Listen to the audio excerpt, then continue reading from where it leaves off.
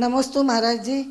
आजकल बड़ी चर्चा चल रही है कि महावीर भगवान के भाई और बहन के बारे में, क्या ये बात सही है?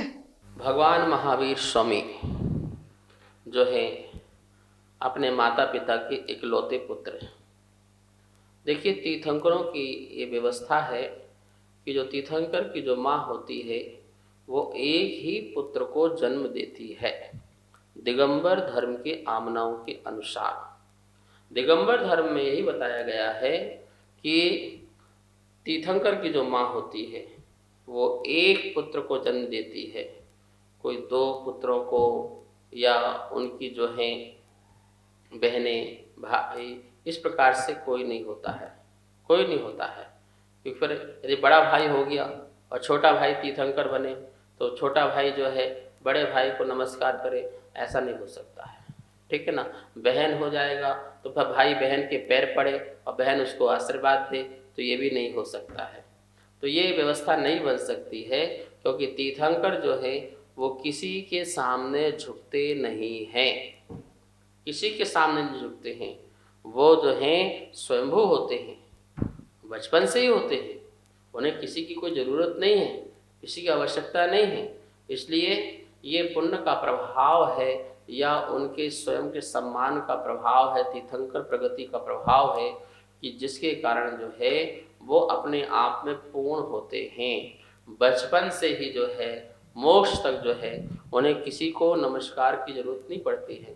और आप कहानी भी सुना होगा आपने कि जब वो बाल अवस्था में थे, दो मुनिराज जो हैं आकाश मार्ग से जा रहे थे, उनके मन में कोई शंका थी, तो उनका ऊपर से जाना रुक गया। नीचे आके देखते हैं तो वह बालक को देखते हैं और वो भी बालक के सामने नहीं आए, क्योंकि उन्होंने अवधिज्ञान से देखा कि हम क्यों रुके। ओहो, ये तो महावीर भगवान जो 24 तीर्थंकर बनने वाले हैं, ये तो वो हैं। आहा, तो फिर वो गए और पेड़ के पीछे से छिप करके उनको देखा, बालक को देख के उनकी शंका का समाधान भी हुआ, सन्मति नाम भी रखा।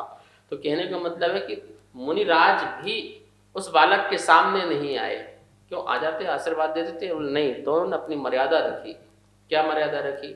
मैं उनको आशीर्वाद दे नहीं सकता हूँ और ये आशीर्वाद लेंगे नहीं, तो दूर से ही मर्यादा रखी। तो देखिए, इसलिए मैं कह रहा हूँ कि दिगंबर आमनाओं के अनुसार जो तीर्थंकर होते हैं उनका कोई भी छोटा बड़ा भाई नहीं होता है और ना ही कोई छोटी बड़ी बहन होती है। वो अपने माता पिता के इकलौते सुपुत्र होते हैं जो धर्म की जो है प्रभावना करते हैं, धर्म का प्रवर्तन किया करते हैं। नमस्ते गुरुदेव। मेरा नाम मानसी जैन है। मैं राम विहार से आई हूँ। मेरी एक शंका है। चींटी हो या छोटा सा कोई भी जानवर हो, वो कोई ना कोई अपना एक घर बना ही लेता है, पर जो पशु होते हैं वो इतने बड़े होते हैं तब भी अपना कोई घर नहीं बना पाते। मेरी शंका का प्लीज समाधान करें।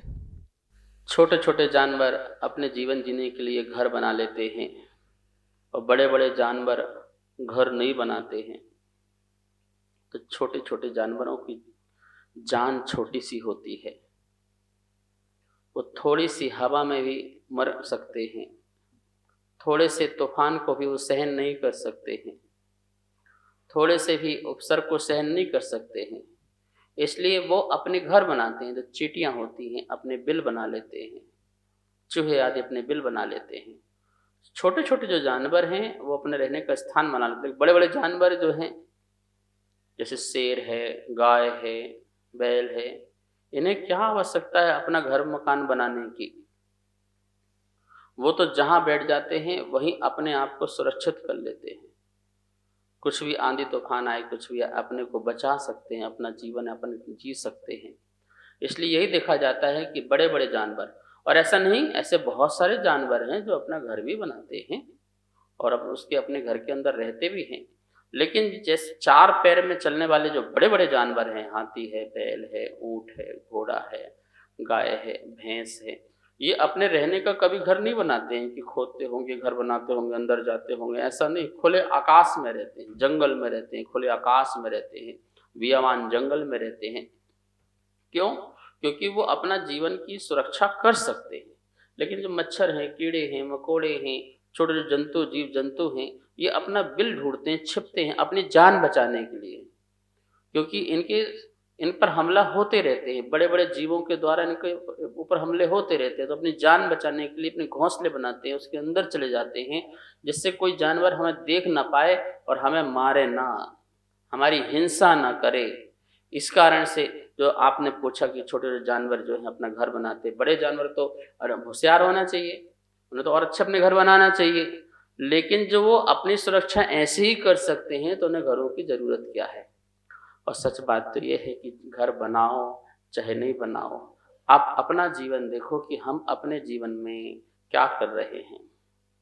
क्या उन जानवरों की तरह हैं जो घर बना रहे हैं या नहीं बना रहे हैं, या फिर हम उस महावीर के मार्ग में चलने वाले जीव हैं जो स्वतंत्र रूप से अपना जीवन जी करके, निरालंबन जीवन जी करके अपना आत्म कल्याण कर सकें।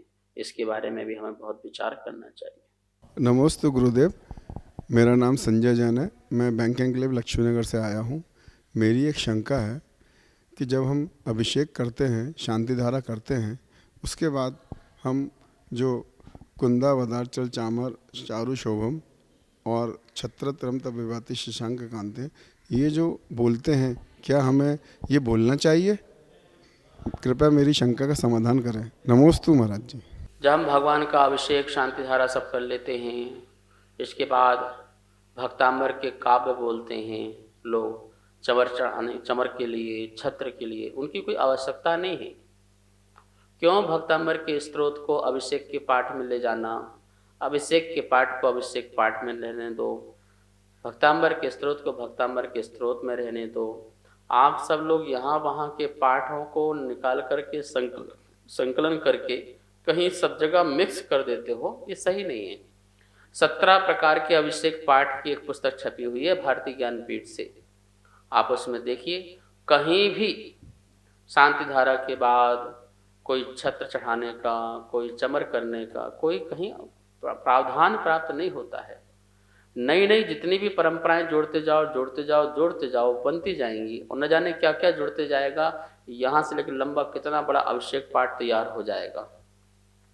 हम प्राचीन आचार्यों को समझें, मांगितों जो कितने माघनंदी आचार हुए हैं, बड़े बड़े आचार हुए हैं, उन सब के अभिषेक पाठ का एक बार आपको पढ़ना चाहिए और फिर विचार करना चाहिए कि हम क्या करवा रहे हैं लोगों से और लोग क्या करे जा रहे हैं।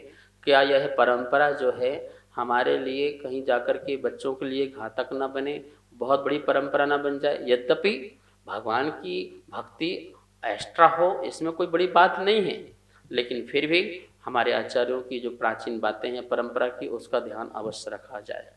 कार्यक्रम अगमधारा के पुण्यार्जक थे श्री दिगंबर जैन मंदिर, लोधी कॉलोनी, दिल्ली।